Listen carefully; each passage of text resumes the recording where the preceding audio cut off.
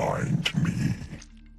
I'm just trying to figure out why the break room in your attic is out of snacks again.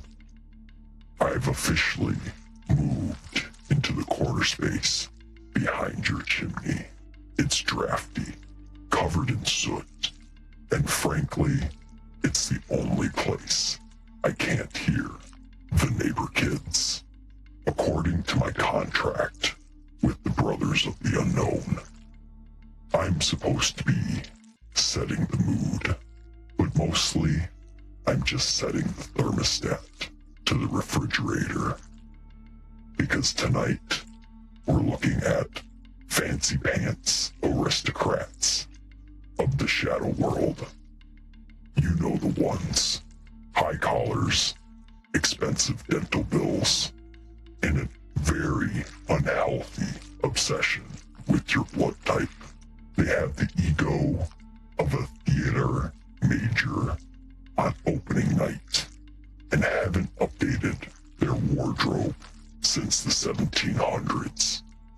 Personally, I find the whole sparkling thing a bit much.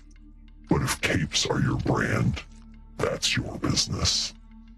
Your hosts for this late night menu are Mr. B and Mr. K. One of them is currently wearing a turtleneck made of solid iron, just in case. And the other spent the afternoon trying to sharpen a baguette into a steak because he couldn't find any wood. It's not going well. So lock your windows, ignore any unusually large bats, and for the love of the void, don't invite anyone in unless they have delivery pizza. This episode, the Red Velvet Gentry. Gentlemen, try not to get bitten. Oh, for sure, Boogie. I mean, like, that doesn't sound like a good time anyways.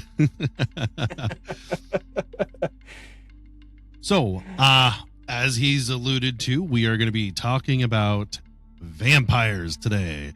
I know it's one of our favorite topics to talk about.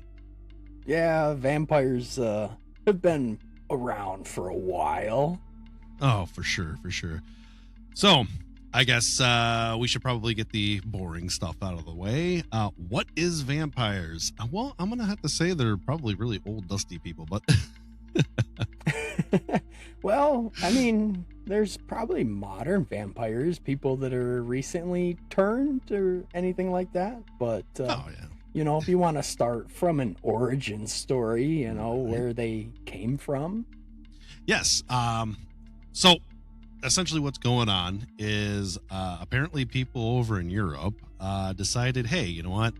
Let's make this scary, like, I guess, monster or a creature to keep kids in line, right? As any other normal adult would do, right? Yeah. There's wolves out in the world. You know, get home before dark so I don't have to worry about you getting chomped on. Oh, I'm not scared of any wolf. I can take them on. All right, what about the vampires? Vampires? What are those? Ooh. Exactly. So they're undying, immortal, whatever you want to call it, however you want to dice it up. I'm scared. I can't sleep now. They just so happen to like the taste of human blood. Of course, we'll probably get into that a little bit too, on our theories at least, where they feed and how they feed, right. I guess. So, okay. With all that boring stuff out of the way, let's go ahead and kind of maybe talk about how they're made according to the lore, obviously. Okay. So, I guess I'll take the first shot in the dark.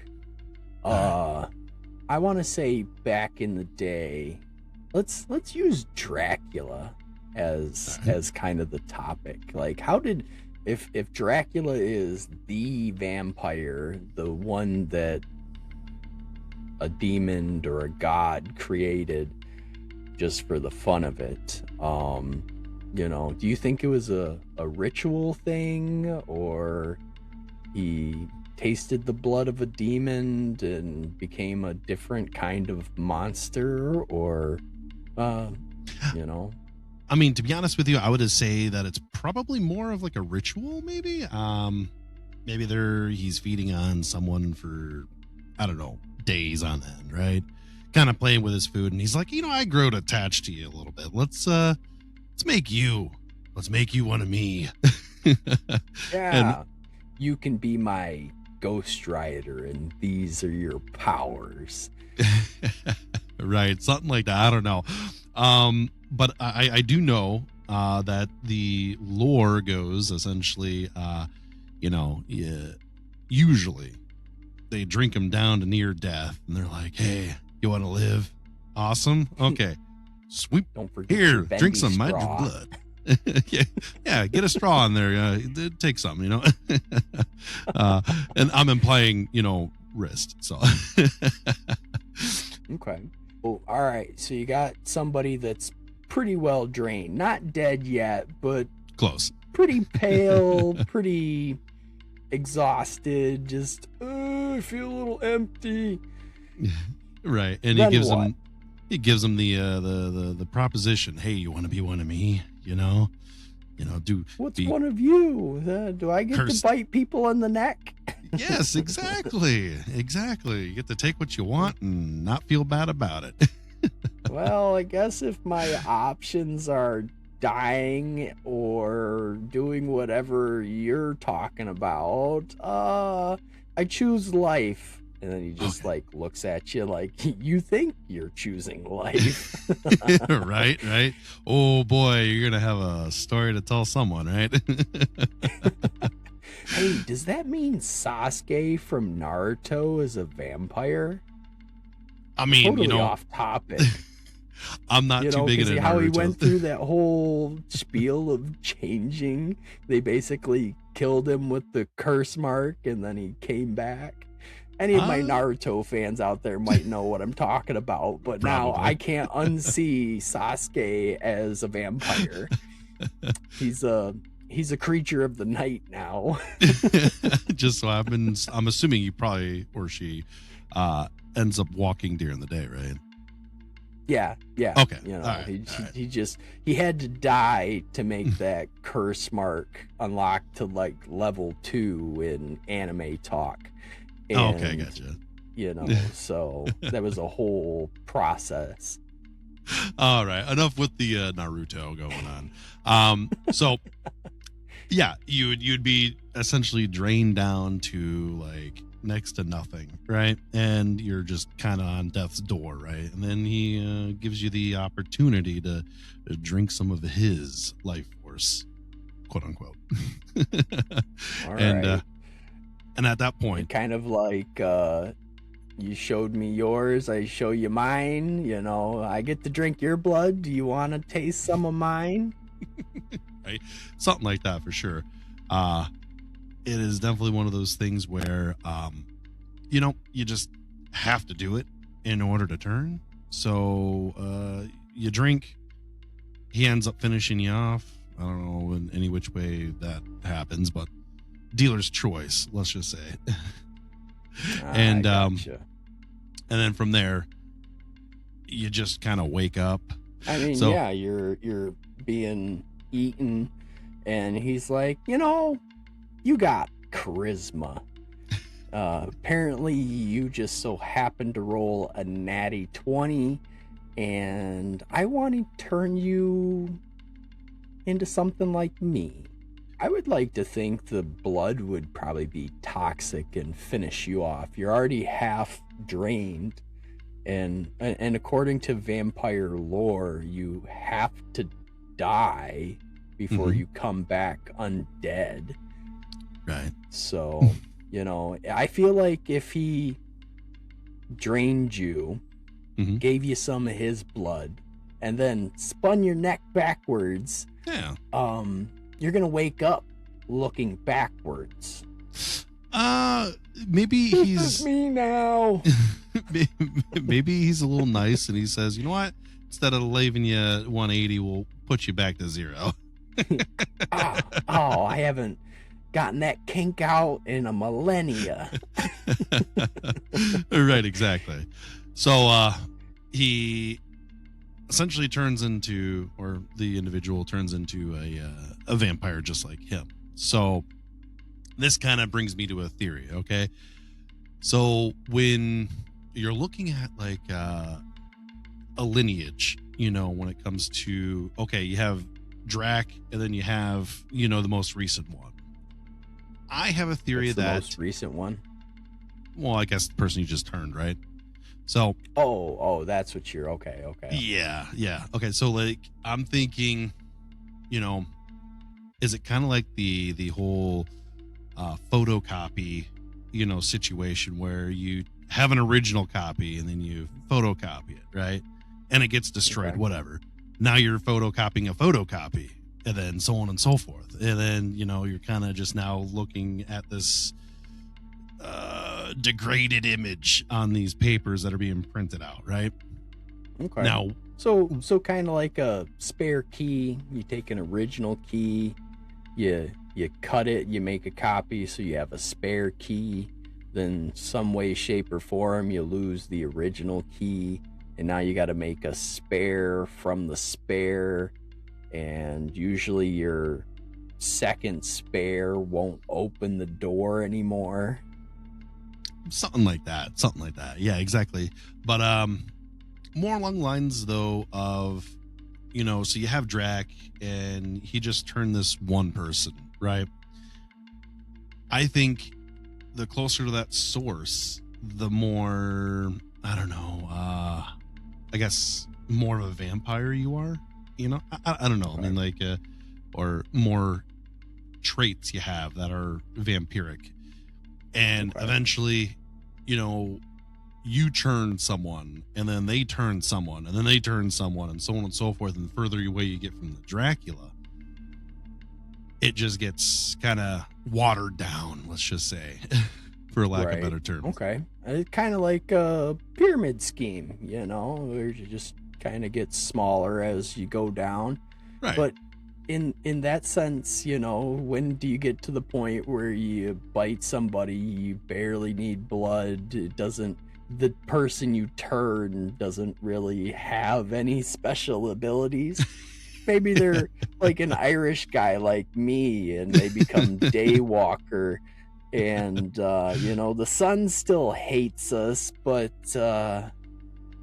you don't need blood, and you don't, you know, does it get watered down like that through generations? It would be nice to live forever, but the wrinkles haven't stopped.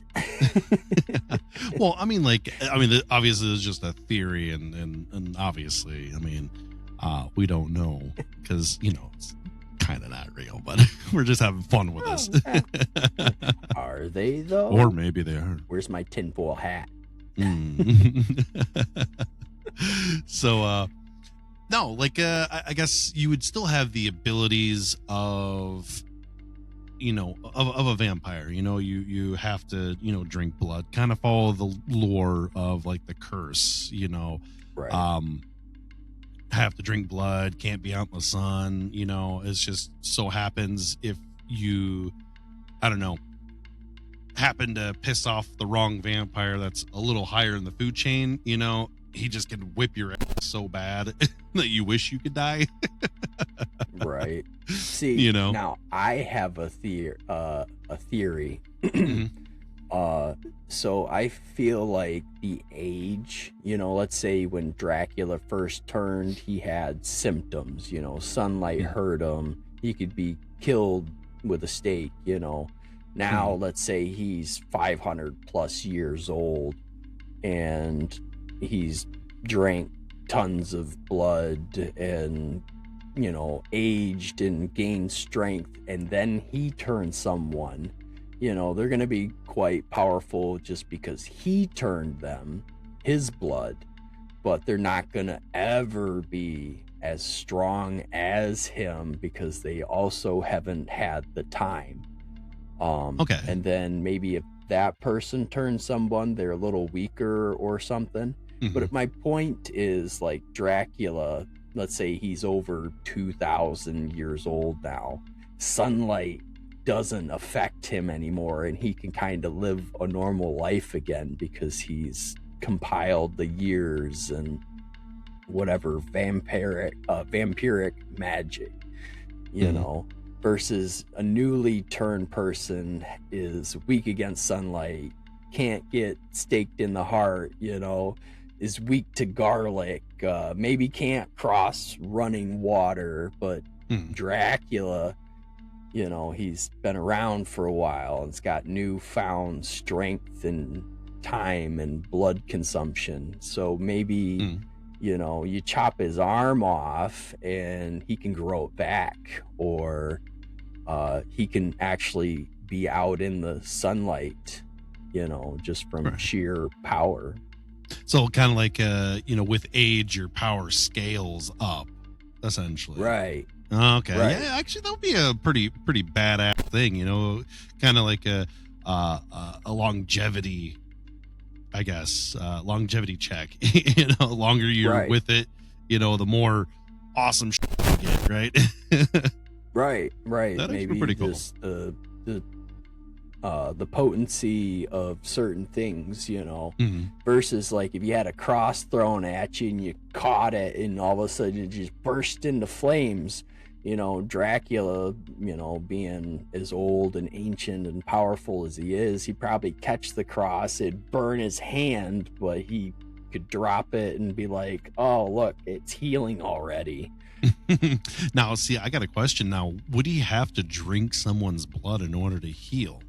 Or is it kind of just a part of him? Like, like Wolverine or something like that, where it's just instantaneous. Like if two vampires got into it and Mhm. started tearing each other open, if they just Right. go like, hey, give me some blood, and now you kind of, yeah, I'd like to think that, you know, if you're Yeah. weakened or something and you still heal like a vampire, but if you got food, you just like, it's like a healing potion. You just Right. and you hit full hearts. Yeah, exactly. I mean, I think that would be a very interesting way of looking at it. I mean, and realistically, I mean, if you're drinking to give yourself sustenance and give you strength and keeping you alive, you would think that like the more you're expelling energy, i.e., regenerating, that you would probably need to replenish the I guess the fuel, the energy that you require to stay Right. alive. See, I saw the whole drinking blood thing as like a curse. Like, Mhm. you're a wretch and you belong to me now. So instead of eating and drinking normal food, your thirst is gonna greatly increase until you drink human or other blood. Like, Mhm. now you have to have blood to. Blood is basically your cigarette, you know. You're going through a nicotine withdrawal until you get some blood and you start to get angry and crazy, and then once you go, you know, get your fix, you're just like, ah, humanity, I feel so much better. Kind of like the old commercials for Snickers. Are you hangry? You have a Snickers kind of situation. Yeah, you're hangry. Do you need a neck? Right. That's funny. So, not to get too far away from the weaknesses. I mean, like you brought up the whole like stake through the heart and stuff like that. I kind of always wondered if the whole can't enter, a house without permission is something that is kind of like still talked about, because I mean that seems a little bit more of an old timey thing to kind of get out of jail for free card for those kids that they made the story about, Right. I have my opinion on that, but I'd like to hear your thoughts. Well, I mean, like, it kind of brings into question, right? Is it like, are they following like state and local laws when it comes to like Well, maybe permission? it's like a biblical curse, you know. Mhm. You have a sanctity or something, and they're just like, knock knock, who's there? Me. Me who? Me, let me in. Can I come in? I don't even know who you are, what you're selling. The sign says no soliciting, so I don't know what you're getting at here. Are you a Jehovah's Witness? Come on, please let me in. Do you need to use my phone? Like I have cell phone. You can talk out on the porch with it. Like you don't need to come in. Wait, did you say come in? I said, no, you can't come in. Damn it. Well, I mean, it's kind of like that old, theory about when like kids, they have the whole like scared of the dark kind of situation. They're scared of monsters under the bed and stuff like that, where there's so many skits out there talking about it, and it's hilarious, kind of like in the sense of like, you go underneath the covers, you're safe from the boogeyman. No offense, Boogie. I'll have a jump scare for you later. But like, you're running for your life from the bathroom to your bed, and then you jump in your bed and and then all of a sudden whatever monster they're conjuring in their mind says, Gotcha. you got underneath the blankets, son of a, I think Is you're it taking something away like that? Boogie's thunder here. We're talking about vampires. But do you think it's something similar to that, where like people are like, you know what? Get back home before the vampire gets me, or whatever. Maybe Crosses through the door, or slams the door. By the time the porch lights come on, you're dead anyways. Oh, that's funny. Yeah. So what's your theory about the whole? So like that whole like entering thing, I was like wondering what the standards would be. If you're out in the woods, maybe you're hunting or something like that, and you have a tent, and you're like, you hear the snap of a twig, somebody's walking in the woods, and you're like, hello, who's out there? And you hear a voice, it's like, oh, it's just me. And you're like thinking maybe another hunter's out here. Did he see my camp? And next thing you know, this shadowy pale creature of the night pops out, and it's like, hi, and you're just like, oh no. And you either jump in your vehicle or jump in your tent, and next thing you know, you're in the tent, and he's tapping at the tent door, and you're like, hello, can I come in? You're like, heck no, you're scary. Like, oh, well, my only weakness is not being able to get welcomed in. This flimsy little tent's gonna keep me out. Please, can you let me in? It's like this thing could honestly rip through the tent, no problem, but you can't come in without permission. Now, And go ahead. Go ahead. No, I was gonna say, like, now I wonder, like, if that whole instance happens, if he just like knocks a tree down over top of it and flattens it, and they just so happen to like rip a hole, obviously because the tree fell on it. But would he be able to enter then? I don't know. I mean, it's no longer a if structure. it gets ripped open or something from some way else, like, fine, I know a way around this. I'll just drop a tree on your tent, and if you get crushed, I can still drink you. Smoothified. Yeah. Like a toothpaste tube. Oh boy. I mean, I guess you could always set it on fire too. I mean, I guess there's that. Yeah. Well, vampires don't like fire. They're kind of the Frankenstein werewolf type creature. I think they don't like fire, as the story goes. I don't know. I can't say I remember them being all like, ooh, fire, like. Yeah. Grab Maybe. your torches and your pitchfork. I kind of remember them kind of being those kind of monsters. We're going on a witch hunt, but we're going after vampires. Some Van Helsing shit, you know? Right. But you always see them though, walking down like a stone staircase, and like torches light up as they're going through. Like they have automatic candles, lighting. castles, Yeah, but that's not like actively being thrown in their face, you know. Like I guess they're that is true. That is flammable. true. You know, the vampires are known to burst into flame, turn into dust when they die. There's like no evidence of them left. They just turn into nothing when they're killed. The dust in the wind. Yeah, dust in the wind, you know. There's a scorch mark on the floor. I wonder what that's from.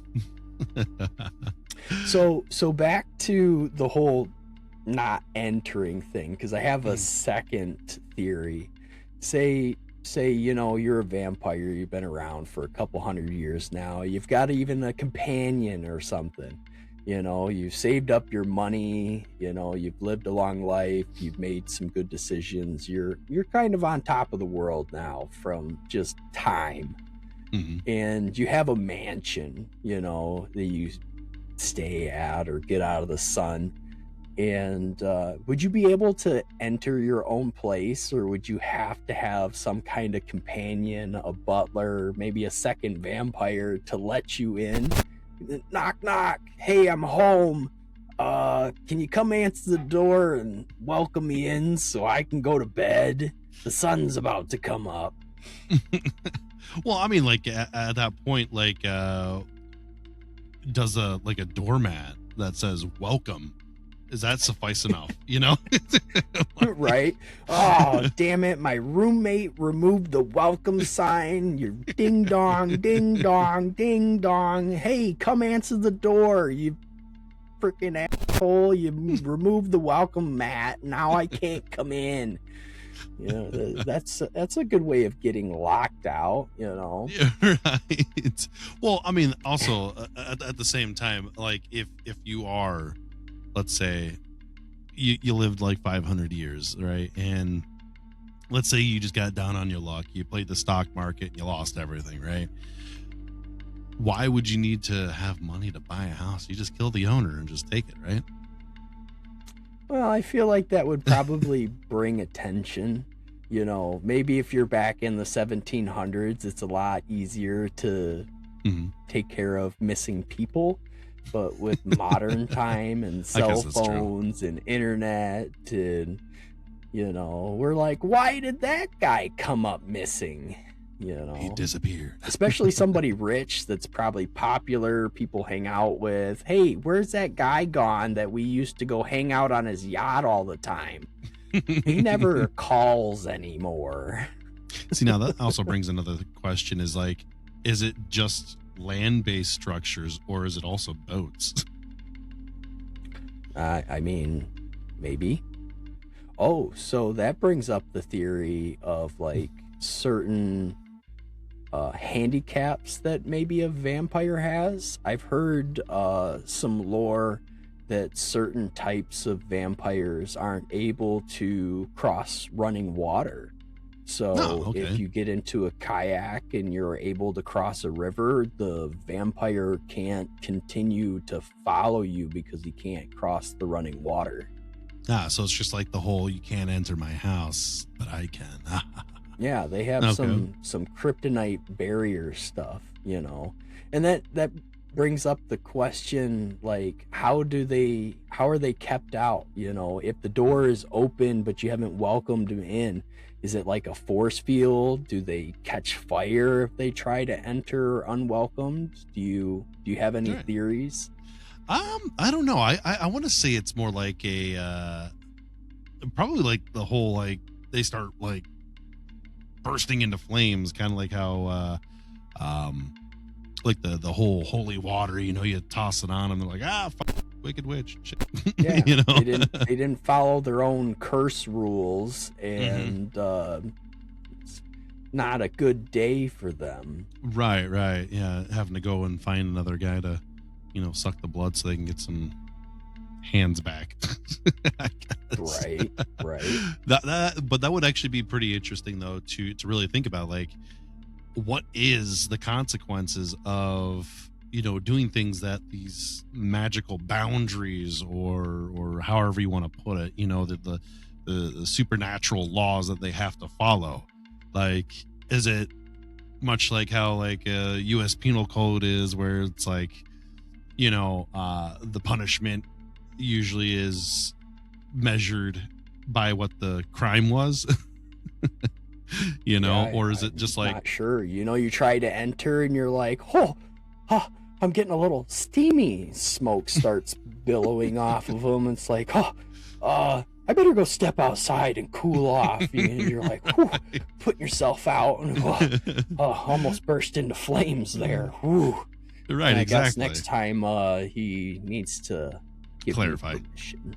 Yeah, clarify a little bit more. You know? Hey, you know, you said, yeah, come on in, like, but can you like say you're welcome to come in or something? Right. Maybe it's a play on words, you know. Hi, I'm Dracula. Cummins, and my first name's John. Oh, hi, John, come in. Ah, thanks, got him. Ta-da! Mr. Come in, yeah. Right. That's Believe funny. it or not, my last name is weird. What is it? Come in? Your last name is Come in? Oh, thanks. Exactly. That would actually be pretty freaking hilarious. I figured, you know, if you're 500 years old, you've learned a thing or two. Yeah. You know, get some, you know, workarounds to the whole situation of rules.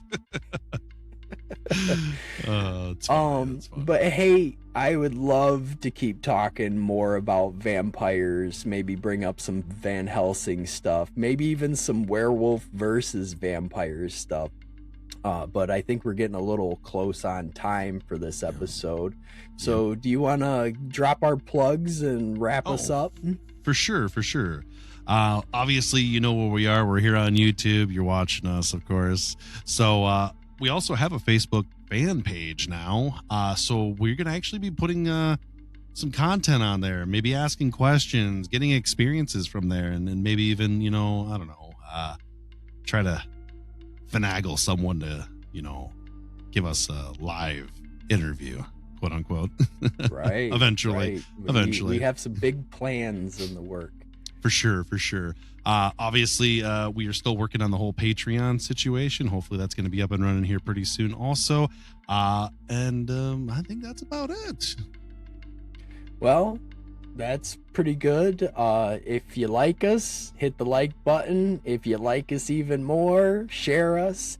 We always love to see comments. It makes us have some different ways of thinking of things. So if you got some topics, even maybe about vampires, and you'd like to see if it comes up in our next episode for it, please leave a comment.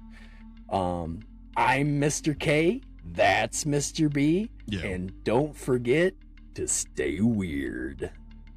Well, they survived the talk without turning into a juice box for the undead.